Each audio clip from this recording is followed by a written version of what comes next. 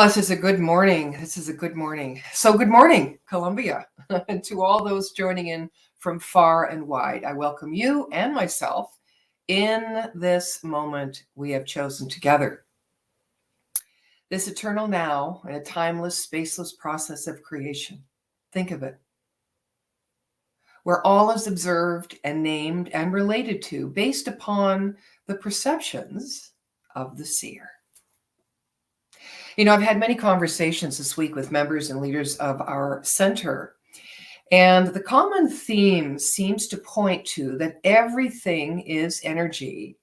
And spiritual science would tell us that everything happens in a fashion that corresponds to the imprint of the collective consciousness in general, but uniquely experienced by the individual seer. So what is it that we are really seeing when we look outside ourselves? Ourselves.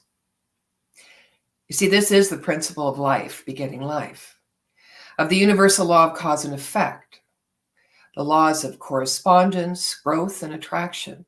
There is really only one thing going on, and it will continue to evolve and expand its nature to encompass more of itself in expression and therefore experience, just as you and I do every moment of choice. So today, as we continue contemplating the concept of self-care, I would like to introduce this common idea of letting go of the shore so as to float into the mystery and let the water carry us. I love this idea because it allows us to begin to grasp the possibilities awaiting us right within our grasp. Yes. When the creative impulse of life itself beckons our soul to come out and play. When we become still to the business of the world, we let the infinite creative intelligence rise up to meet our awareness of it. As only one thing happening, one life being expressed. And in this, there is such great power, a sense of peace, and an undeniable faith appears upon which to move. The shore, of course, a metaphor for our deeper belief system.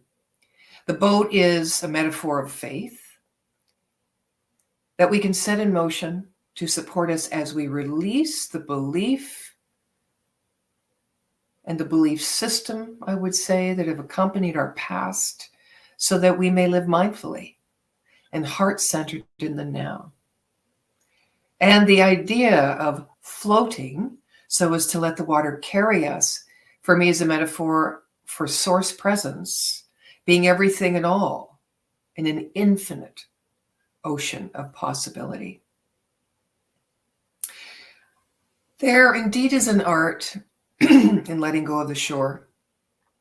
And this art, as in anything or of anything, is found in the unique process of rearranging ourselves, opening new portals of expression, insight, and creating new flight patterns, if you would, into the eternal one, or through the portal, right? Through the portal into the possibility. And living on the spiritual path helps us to use spiritual practice to reveal truth, rather than hunger for answers and replace the idea of comfort with the feeling of excitement and our growing capacity to forge the unknown. As we begin this contemplation together today, let's remember that God is much richer and more generous in its call than we are in our hearing. We're reminded by this wonderful teaching of the science of mind that from a spiritual perspective, the purpose of life is to achieve soul realization, to be the full expression of who we are. There is a transcendent spiritual essence within each of us, a potential known and sought after from time immemorial. And if fully awakened, this spiritual essence removes the seeker from the ordinary sorrows and confusions of life and provides heightened states of aliveness, joy, peace, and certainty. Some believe only the certain few are called to fulfill their soul's destiny. Some believe it takes many lifetimes. Each of us, by the innate infinite intelligence that lives through us, is called to live a life that is reflective of the qualities of its creator.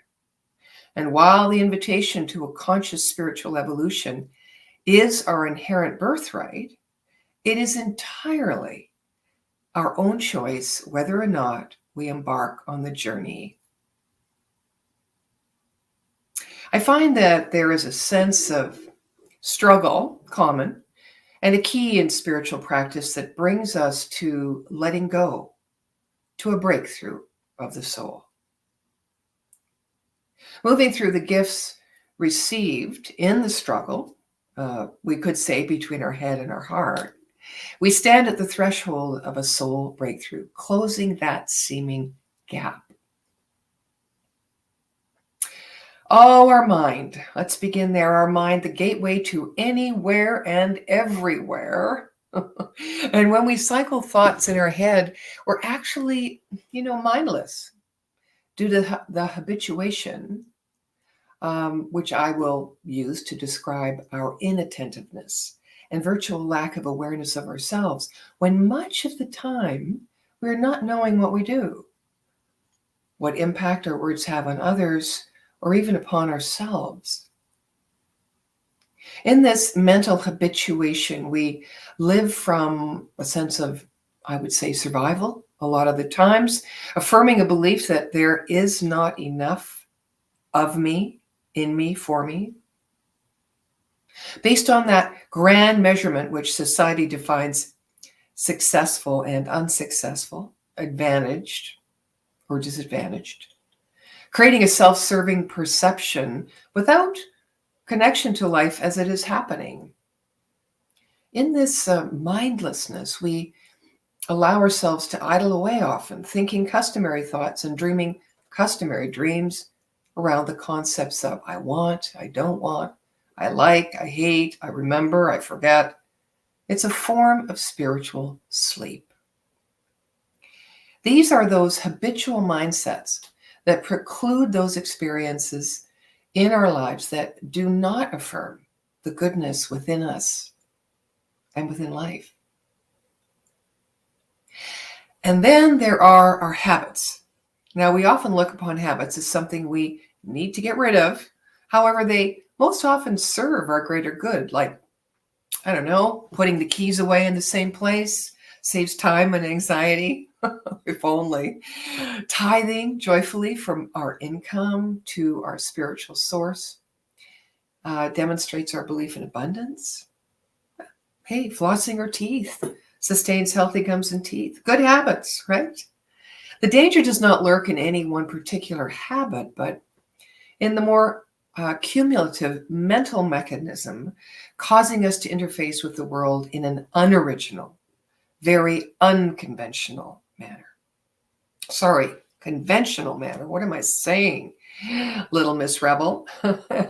Letting go of the shore means, I think, surrendering our mental habituation and unhealthy habits to participate in life with full keenness and awareness, so that we can live a life of intentionality, so that our everyday thoughts and actions will all add up one day to our soul's experience of breakthrough. Or as Jim Morrison of The Doors used to say in his lyric, break on through the other side.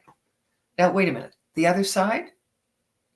Perhaps it's better understood in spiritual terms as breakthrough to the inside. Here's a story that illustrates for me one's desire to know God, that inside source present space. It goes like this. Father Frederick was a Christian monk who was addressed by a very eager student who said, I want to know God. And Father Frederick responded, with, of course, a gleam in his eye, that his was a good desire and it was right to want to know God, but He said, before you know God, you have to remember to touch your nose. Okay. When the student reacted with a questioning look on his face, the father continued to say, what you say about God is a very big thing. Perhaps it is possible for you, perhaps it is not. But let's start with something smaller. Let's see what is possible. So the father instructed his student to touch his nose every day for a week at exactly 10 a.m. and 3 p.m. No earlier, no later. And the student reported back at the end of the week that not once was he able to obey father's guidance, for he was too caught up in his daily routines to do a seemingly little task like touch his nose. Some days he touched his nose twice, but at the wrong time. Some days only once, and sometimes, he forgot altogether. So sitting with Father Frederick, he began to understand what change really means, how hard it is to make it happen, and concluded the message of the Father was leading him to see that when we are not aware enough to remember our own nose, how are we prepared to make the efforts to know God? The way in, pay attention on an everyday level. To become a master of attention means to experience everything as if for the first time, to see the world with the doors of perception cleansed in a pure state. In this state of awareness, there is no action considered trivial. Spiritual practice, and we had some beautiful practice today, prepares the way of attention. Why? Because it promotes self-observation, which leads us through the subjective awareness of our feelings, our needs, and how to accept and care for them, to the mental state of objectivity, which drops us into the heart wisdom with less and less struggle. For instance, when we meditate, we do not oppose the habituation within ourselves. We simply focus the beam of attention onto it and let the principle of light, dispelling the darkness, do the rest. Attentive self-awareness, in a sense, is a universal solvent, the most powerful we have at our disposal. Now, many will use meditation or any spiritual practice to escape, like using a substance to make our minds turn our attention away from the conditions of our life to a more pleasant state of awareness.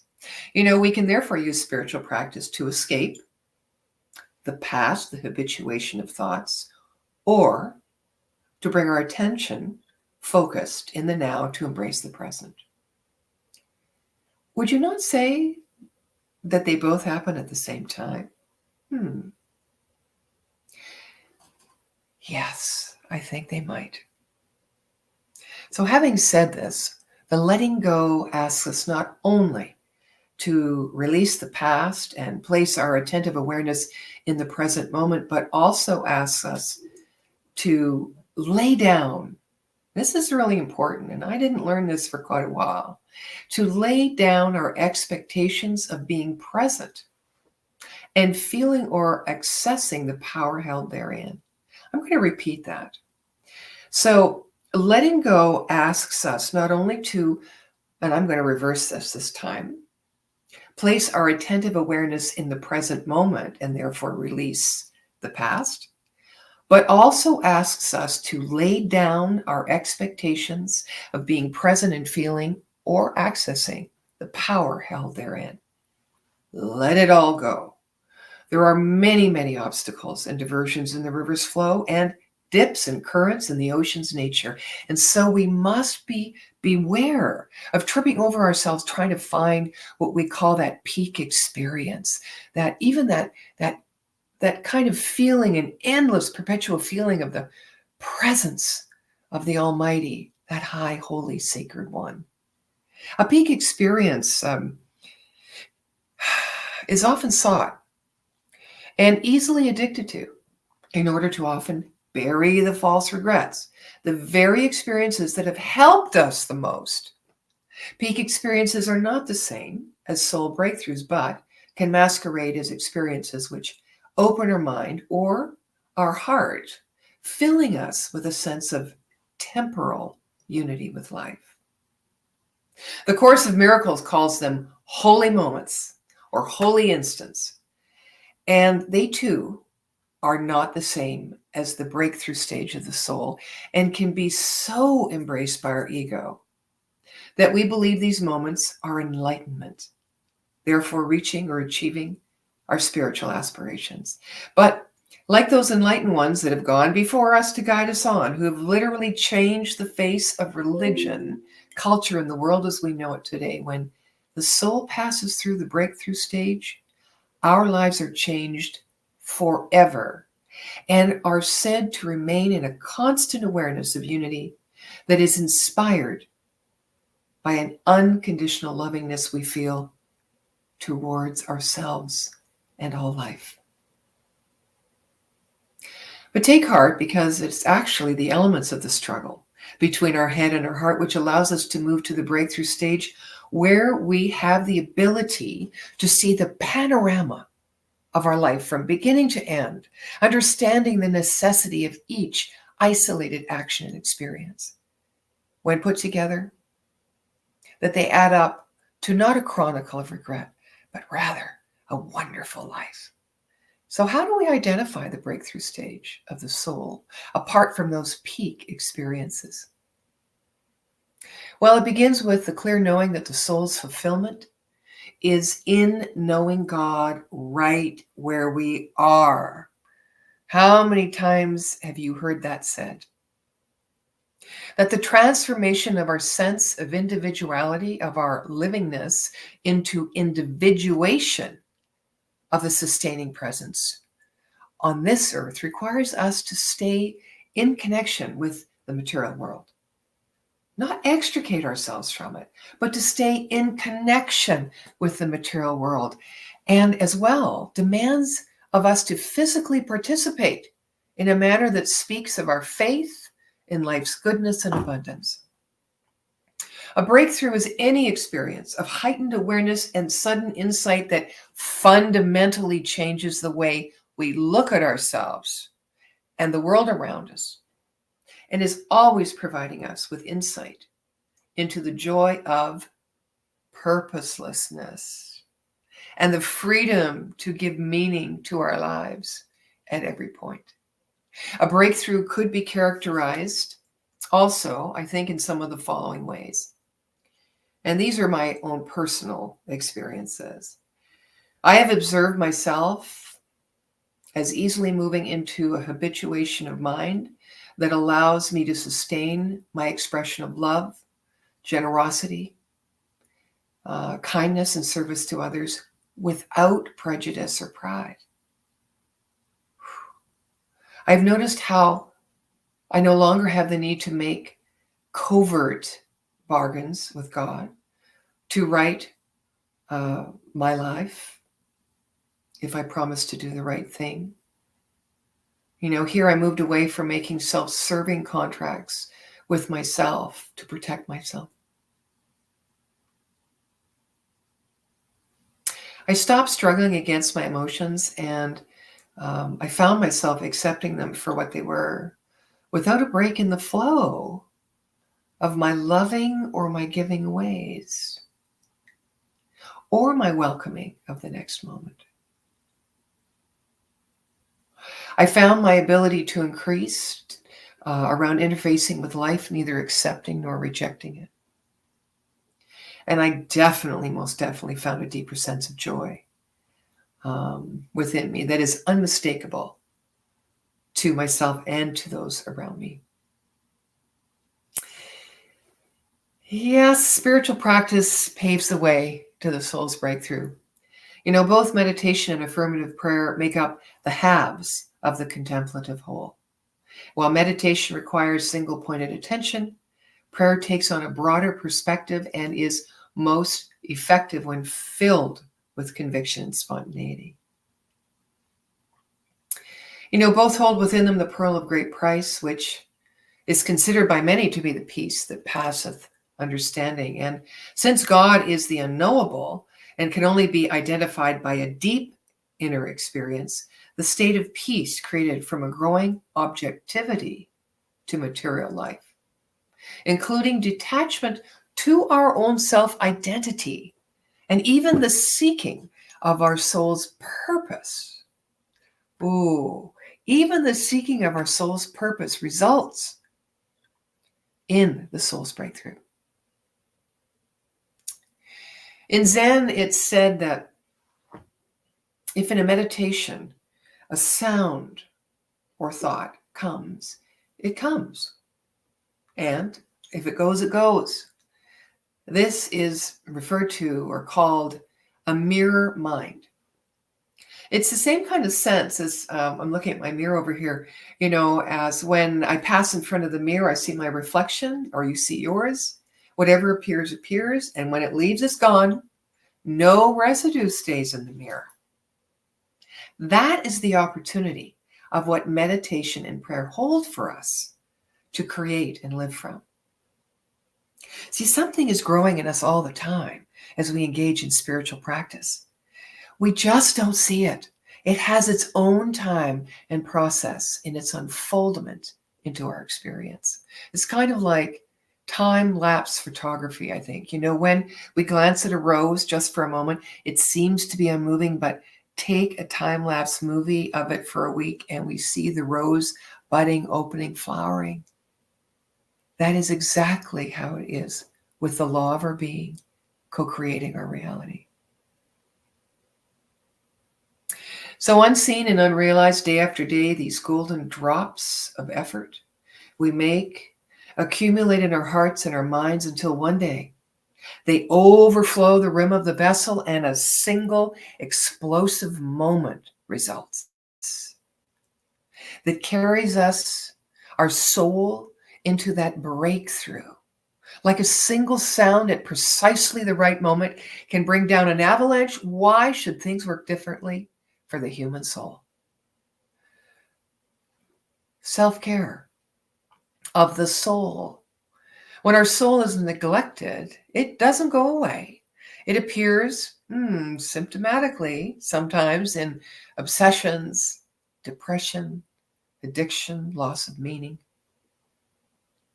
So as we move towards those ideas and people that begin to fill us with a faith, remind us of our faith that grounds the beautiful soul that we are. Let's remember that all of life is precious and has its unique gifts to guide us to our soul's breakthrough, our soul's connection with its creator. We as individuals cannot create the breakthrough for our own soul, just like we are not responsible for creating our own legs. Our soul's breakthrough is less like making an effort that produces a result and more like letting go and allowing a higher force to fill the vacuum. This is what I remember, so that I am open for spirit to fill the vacuum, which occurs when I let go of the shore. Loss will reveal truth in me. Emotion will reveal truth in me. Ego will reveal truth in me. Nature will reveal truth in me.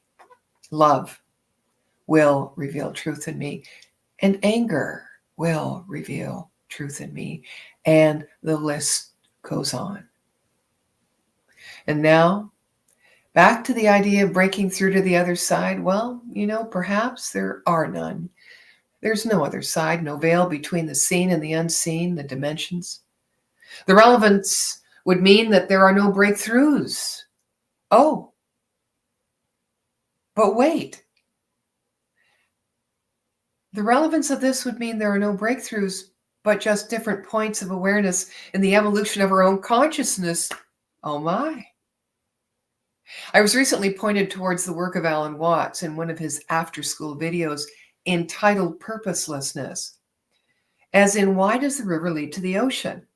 Well, because it does. Can we cease to look for the answers and ask for the questions?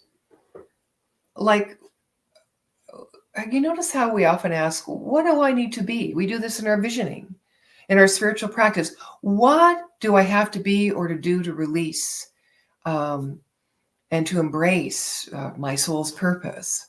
What is the divine purpose of it all? Maybe we need to let go of even the questions.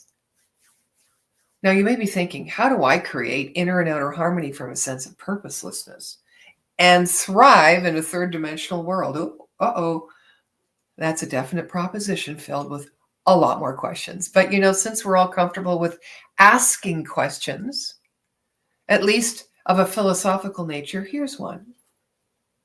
What are you up to right now in mind and heart that pulls you forward into not a purposeful life, but a feeling of expansion, awe, and joy? What are you up to right now in mind and heart that pulls you forward not into a purposeful life, but the feeling of expansion, awe, and joy?